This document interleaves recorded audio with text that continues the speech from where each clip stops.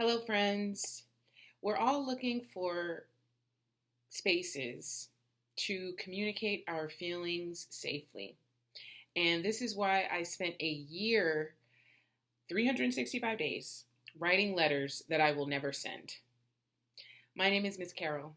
I am a former career teacher, now here with you, sharing tips on self acceptance, compassion, kindness, so that we can cultivate more meaningful connections.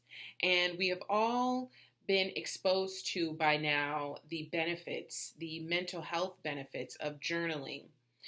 But at a deeper level, what does journaling and letter writing mean? Well, in this video, I'm going to go over three things that letter writing will do for you to help you to communicate safely, for you to create a space to create and communicate safely. I have referenced many times on this channel my relationship with my mom and how it has been strained for many years. And that has a lot to do with my particular brand of communication, my particular brand of a lot of things. My particular brand is to just kind of jump off the deep end, to go right to where the heart, to where the root, to where the source of the issue is. Unfortunately, that can be very off-putting for people. I've heard it said that honesty without compassion is just cruel. And it took me a long time to really sink into that and to understand the depth of what that actually means. Because over the years, I found myself literally communicating things with people whom I thought I was safe with. But as soon as the words left my mouth, it was almost like a record scratched. And I could feel and I could sense that, oh, shit, I did that thing again. I did that thing where I said a thing that was too honest, that was too clear, that was too to the point, and now there's no taking it back. Because once you have decided to say something, that is it. And unfortunately, that's another reason why we are struggling with communication so much, because we cannot edit and we cannot delete. Once you say something into the ether, that is it. And do not be fooled. The universe is always listening. You always have a microphone on. So even if you are not physically and verbally saying something, the universe is always picking up what you are thinking and the truth of the feelings behind those thoughts. So the first thing that letter writing will get you, letter writing that you do not necessarily need to send, is clarity. That is backwards. Why is that backwards? Anyway, clarity. Why is that backwards? Because it's looking at this. Maybe if I put it. Anyway, clarity. When I was in the depths of the woundedness, of living from my woundedness, and as it pertained to the relationship with myself and my mom, I had so many scattered thoughts and emotions in my energetic field, and I had no means of communicating them, because every time I had tried to communicate clearly to her, I would get so overwhelmed in my emotions that I would just cry. A lot of the times that happened. It didn't just happen with her, it happened with a lot of people. I would find myself in these situations around these people where I knew I wanted to say something. I knew I wanted to stand up for myself, but I was so overwhelmed with my emotions that when it came time to do it, I would just cry. I would just melt. And so journaling provided so much clarity because it gave me the practice that I needed to communicate those really challenging feelings that if you are not prepared to speak to them, they will run you over like a runaway train. So you really do need to practice the clarity of your thoughts, the practice of the clarity of your emotions. So you are not bombarding yourself, you are not bombarding anybody else with your emotions because they can be a lot. We both know that you can be a lot. So, clarity. The second thing, and I'm going to see about, I don't know. I did this before and it wasn't backwards. I don't know why it's backwards now. The second thing is to manage stress.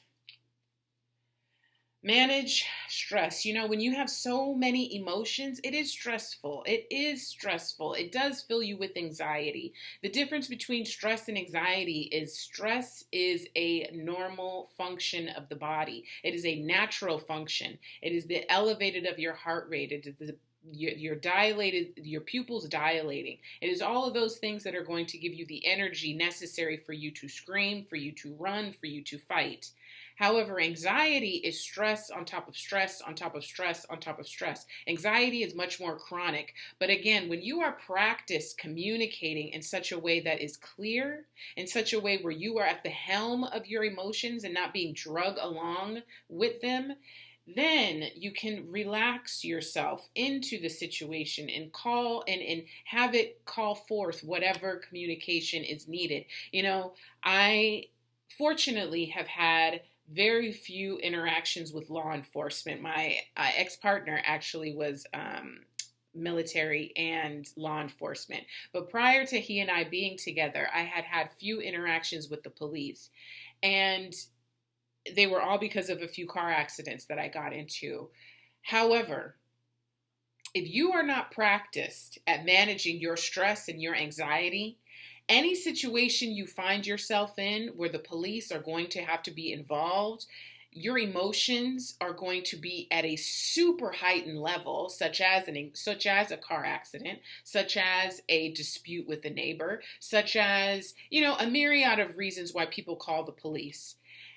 However, I was so practiced in communicating my feelings and my thoughts in such a way and not letting them overtake me, that the few times that I did have to interact with the police, I was able to be clear. I was able to keep my voice in a very level tone. And even if I was the quote unquote bad person, just my simple me, just the simplicity of me being able to not be taken over by my emotions was letting them know that, okay, this one is not going to be the one that we're going to have to haul off to jail. So manage your stress, okay? Manage your stress. The third thing is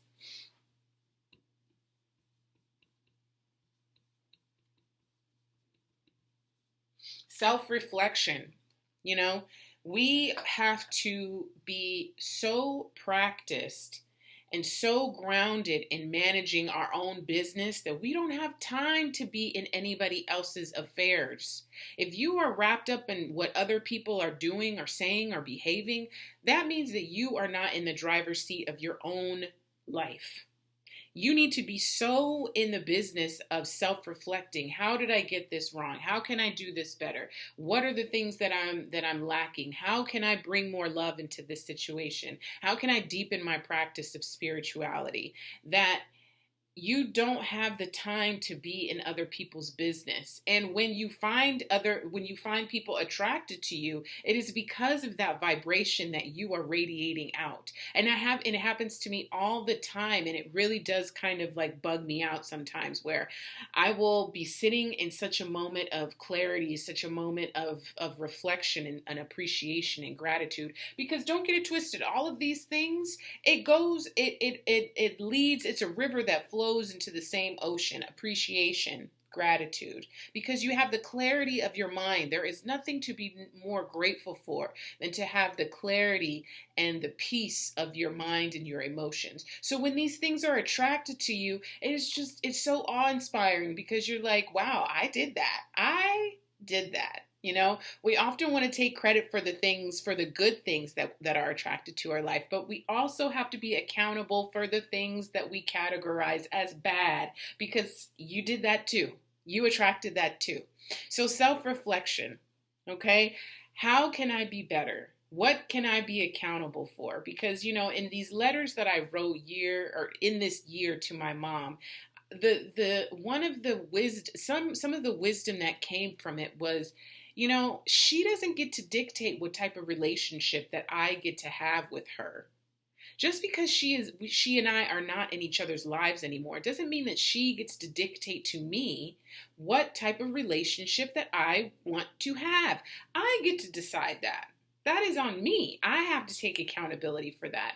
And since I get to take accountability for that, what kind of relationship would I like to cultivate? Now, that is a very esoteric way of looking at things, but again, when you are on a spiritual path, you will understand that nobody ever leaves you. Someone who you have a connection with, they are with you for a lifetime. They are meant for your soul growth, so to speak. And your soul is eternal. Something that is eternal can never have a born and never can have a death. It is always here. So if somebody you are sharing that kind of connection with, and I truly do believe that my mom and I, for better or for worse, we were made for each other, so to speak. That is a lifelong, eternal relationship that I get to decide what and how I can express that. So, who do you need to write a letter to? Is it to one of your parents? Is it to a friend? Is it to yourself? Do you need to write a letter to your 8-year-old self, to your 12-year-old self, to your 16-year-old self? What are the things that you would say? What are the questions that you would ask them? Be curious. Stay curious about who you are, who you were, and allow yourself the space to communicate safely, because we are so craving a type of intimacy externally that we can only cultivate on the inside. There is nothing more intimate than the way that we speak to ourselves. And we are seeking that intimacy on the outside when it is our duty, if I may, to cultivate that on the inside. And then when it shows up, you're like, wow, I did that. I am proud of you for the work that you are doing. I see you. I see you. You are seen. You are heard. Your feelings are valid. Check out this next video, and I'll see you next time, my friends. Be well. And I'm going to try to figure this out. I don't know why it's backwards.